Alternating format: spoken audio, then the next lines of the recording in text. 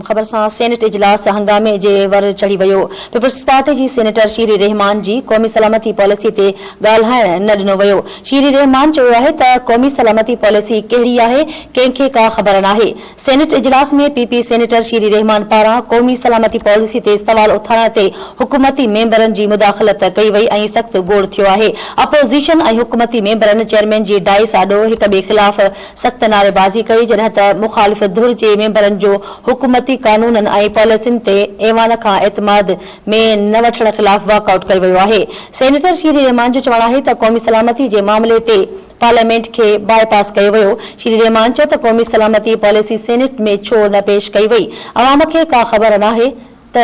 नई सलामती पॉलिसी छा आहे। श्री रहमान चयो त टीटीपी जे पाकिस्तान ख़िलाफ़ जहाद जो ऐलान कयो आहे, अवां उन खे माफ़ करण ऐं खेनि क़बूल करण वञी रहिया आहियो। छा उन पॉलिसीअ सां पाकिस्तान महफूज़ थींदो?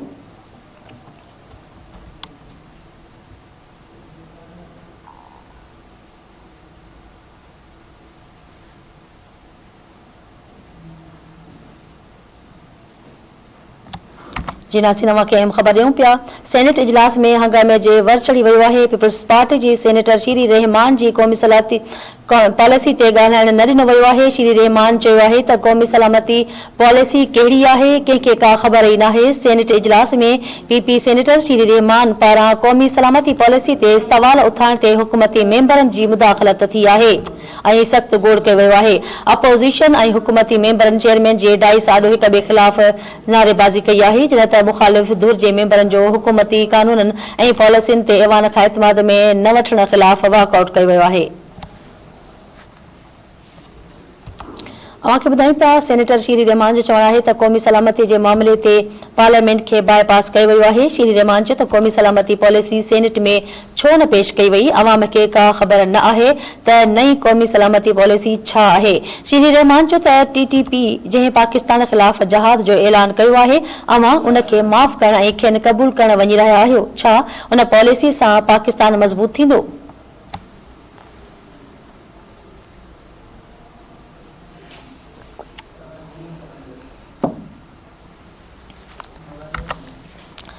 खे ख़बर ॾेई रहिया आहियूं। सेनेट इजलास हंगामे जे वर चढ़ी वियो आहे। पीपल्स पार्टी जी सेनेटर श्री रहमान जी क़ौमी सलामती पॉलिसी ते ॻाल्हाइण न ॾिनो वियो आहे। श्री रहमान चयो आहे त क़ौमी सलामती पॉलिसी कहिड़ी आहे, कंहिंखे का ख़बर ई न आहे।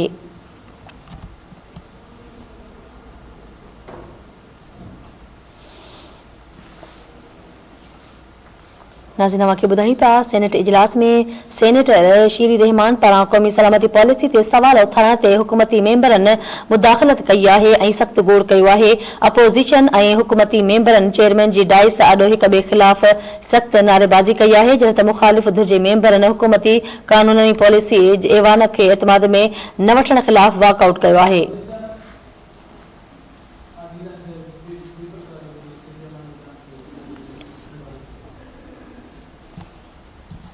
नाज़रीन ॿुधायूं पिया सेनेटर शीरी रहमान जो चवणु आहे त क़ौमी सलामती जे मामले ते पार्लियामेंट खे बाईपास कयो वियो। शीरी रहमान चयो त क़ौमी सलामती पॉलिसी सेनेट में छो न पेश कई वई, अवाम खे का ख़बर न आहे त नई क़ौमी पॉलिसी कहिड़ी आहे। श्री रहमान चयो त टीटीपी जंहिं पाकिस्तान ख़िलाफ़ जहाद जो ऐलान कयो आहे, अवां उन खे माफ़ करण ऐं खेनि क़बूल करण वञी रहिया आहियो।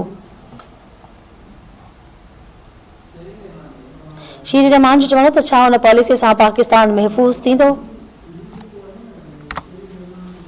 नाज़रीन खे अहम ख़बर ॾियूं पिया सेनेट इजलास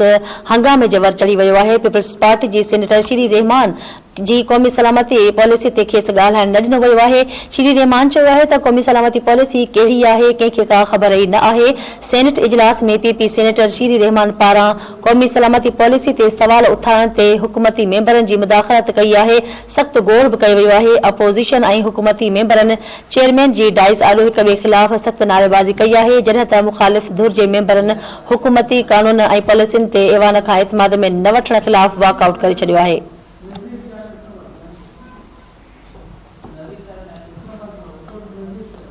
जी नाज़रीन हवाले सां धरती टीवी न्यूज़ जो ब्यूरो चीफ नज़ीर चाण इस्लामाबाद खलाइन ते मौजूद आहे। जी नज़ीर, छा तफ़सील आहिनि? जी बिल्कुल, सेनेट में अज जी इजलास चेयरमैन सदारत सादिक शुरू किया तो अपोजिशन के मेंबरन तरफा सख्त एहतजाज किया उन ये मुतालबो हो तो गुजरियल की कौमी सलामती कमेटी के हवाले से हुकूमत तरफा जी पॉलिसी मंजूर की हुई है वह ऐवान पेश करे उन ते बहस थियण घुर्जे पॉलिसी मंजूर की हुई है उन पॉलिसी के हवाले से हुकूमत जो खास वजाहत दे जैसे हुकूमत अपोजिशन की गाल बुधाइण के बदला पुटी कर कढी जैं बैत पीपल्स पार्टी उनमें अपोजिशन की बे पार्टियां जून की शामिल है JF मौलाना फजल रहमान जा